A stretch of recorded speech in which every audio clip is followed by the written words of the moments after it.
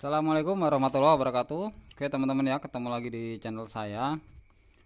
Jadi untuk video kali ini kita mau membahas tentang bagaimana cara menganalisa sumber bunyi dari bagian klep atau sentrik gitu.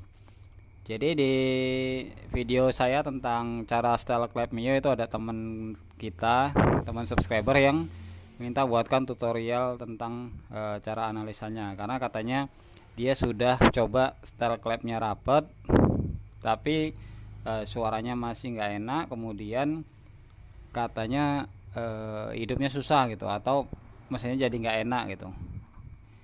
Dan itu udah otomatis ya teman-teman ya. Jadi gini teman-teman, di bagian head ini itu ada beberapa bagian yang dia itu bisa bikin bunyi. Yang pertama tentu saja setelan klepnya ya. Ini kalau dia terlalu renggang dia bisa bunyi. Tapi kalau dia terlalu rapat itu juga ada efeknya teman-teman. Jadi efeknya dia kompresinya jadi tekor.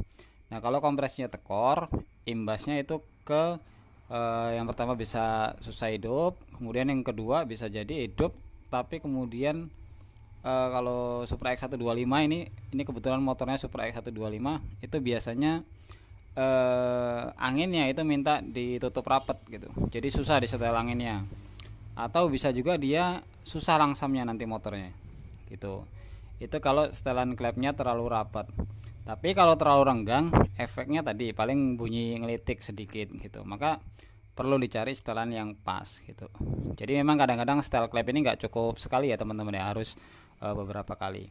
Nah kemudian kalau seandainya teman-teman rasa setelan klepnya udah cukup gitu, udah nggak terlalu renggang dan nggak terlalu sempit, ternyata kok masih ada suara ngelitik atau suara ngeletek lah gitu. Nah, bisa jadi suaranya bukan dari klep teman-teman gitu, bisa jadi dari mungkin rantai sentriknya yang udah kendor, atau tensioner ini, setelan sentrik ini yang memang pernya udah lemah. Jadi sentrik ini kan posisinya terpasang gini ya teman-teman ya. Nah yang mengatur ketegangan sentriknya itu ada tensionernya ini. Kalau tensionernya ini udah lemah, dia sentriknya jadi kendor. Kalau tensionernya nggak rusak tapi sentriknya kendor, berarti sentriknya memang minta diganti gitu. Jadi bisa juga dari sentrik. Nah nanti kita bahas bagaimana cara mengetahui apakah sentriknya minta ganti atau tidak gitu ya. Kemudian selain sentrik bisa juga dari pianonya yang udah aus, atau knock-on asnya yang udah kemakan, itu juga bisa bikin bunyi. Nah untuk contoh piano yang udah aus, ini saya ada piano bekas ya teman-teman ya. Nah jadi ini contoh piano klep yang sudah kemakan permukaannya. Nah ini bikin bunyi juga ini teman-teman. Jadi setelan klepnya udah dibikin pas tapi suaranya masih kasar, itu bisa jadi dari piano. Oke, selain piano itu pasangan piano adalah knock-on asnya kemakan. Jadi ini kan lawannya knock-on as ya teman-teman ya. Biasanya kalau pianonya kemakan, knock-on asnya juga kemakan, tapi kadang-kadang cuman salah satu aja yang kemakan. Oke, nah terus kemudian bisa juga dari klaher knock-on asnya. Nah sekarang kita bahas dulu tentang bagaimana cara mengetahui kalau sumber bunyinya itu dari rantai sentriknya yang udah kendor ya teman-teman ya, atau dari tensionernya. Nah caranya kita pasang dulu ya. Nah atau ini sekalian untuk mengetahui apakah tensioner ini bermasalah atau tidak. Jadi caranya teman-teman, pertama kita topkan dulu mesinnya. Kalau sudah top, teman-teman coba pasang gear sentriknya ya. Coba teman-teman pasang gear sentriknya seperti ini. Dengan posisi setelan klep itu atau tensioner ini kenceng ya teman-teman ya. Ini posisi sedang neken ya.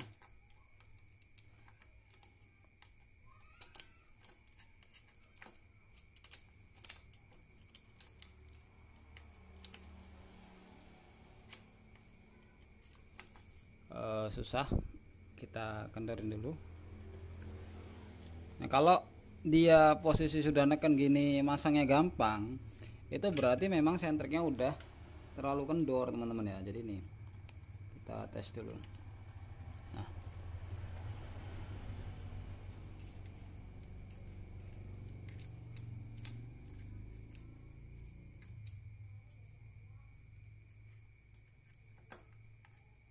oke, ini kan posisi setelan sedang saya kendorkan ya teman-teman ya, jadi masangnya lebih gampang tuh, dia bisa langsung masuk.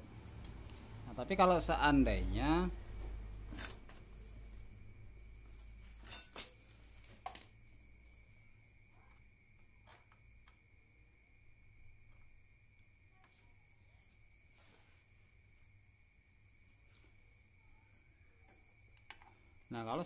posisi setelan ini saya kencengin, cara ngencenginnya puter berlawanan jarum jam.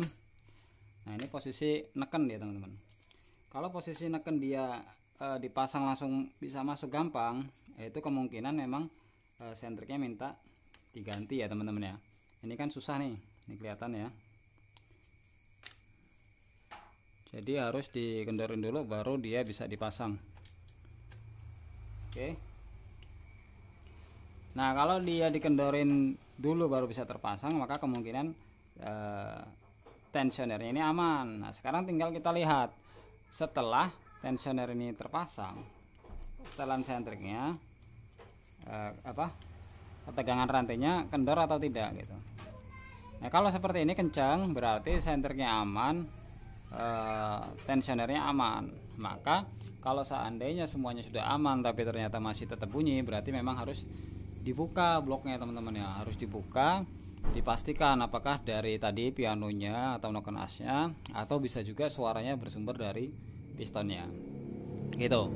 Oke, jadi memang nggak bisa langsung mastiin ya teman-teman, tanpa melakukan proses pemeriksaan terlebih dahulu. Jadi nggak selalu gitu, maksudnya nggak selalu dalam kondisi mesin tertutup terus ada suara kita bisa nebak oh sumbernya dari ininya, oh dari ininya gitu. Jadi tetap untuk memastikannya harus kita buka terlebih dahulu. Nah, tapi tadi untuk pemeriksaan awal bisa kita cek dari klepnya dulu, terus kemudian setelan sentriknya terlebih dahulu. Baru kalau itu udah dicek semua aman, baru perlu dilakukan pengecekan lanjutan, yaitu dengan membuka silinder headnya.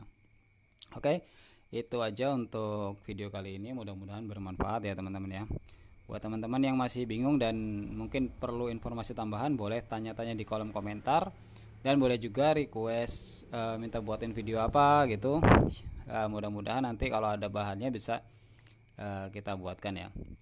Oke, sekian dulu. Jangan lupa yang belum subscribe bantu subscribe supaya channel ini terus berkembang. Assalamualaikum warahmatullahi wabarakatuh.